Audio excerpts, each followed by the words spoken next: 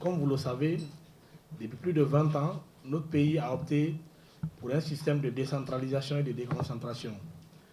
La décentralisation qui consiste à confier une partie des pouvoirs, des responsabilités de l'État à des personnes organisées dans une collectivité donnée, appelée commune, afin de l'exercer de plein droit avec une autonomie de gestion, de décision et de gestion financière. À côté de cela, vous avez la déconcentration qui consiste à nommer des représentants de l'État à la tête des circonscriptions administratives qui agissent au nom et pour le compte de l'État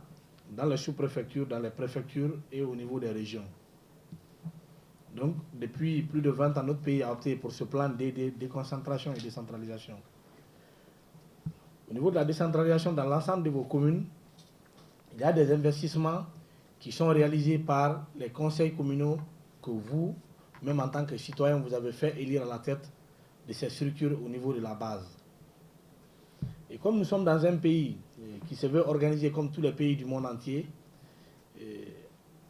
après le 5 septembre 2021, nous avons posé un diagnostic.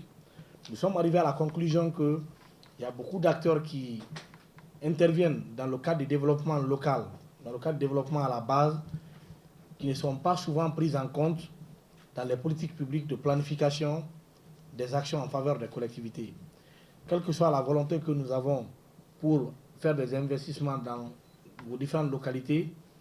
nous ne pouvons pas vouloir mieux que vous qui êtes des ressortissants de ces localités. Donc nous nous sommes dit, vu que les plans de développement local de l'ensemble des 362 communes de notre pays sont presque arrivés à expiration ou sont obsolètes, nous devons lancer dans les jours à venir une campagne de révision de ces PDL. Les PDL, c'est comme un peu la constitution ou le Coran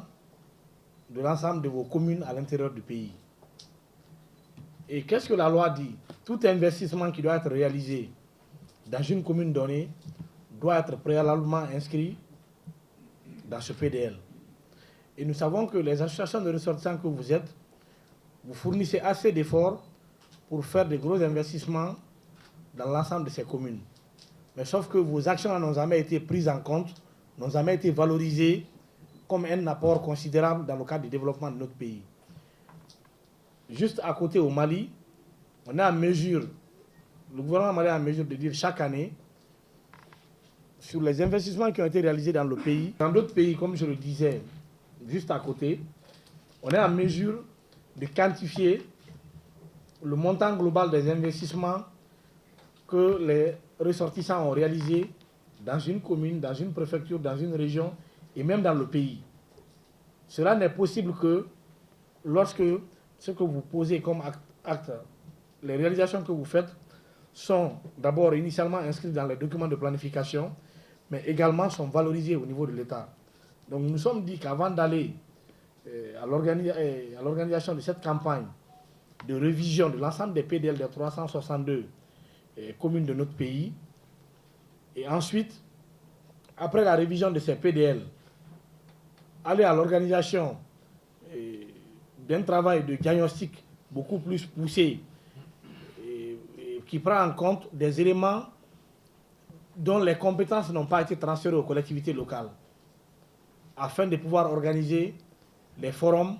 de développement territorial qui vont être sanctionnés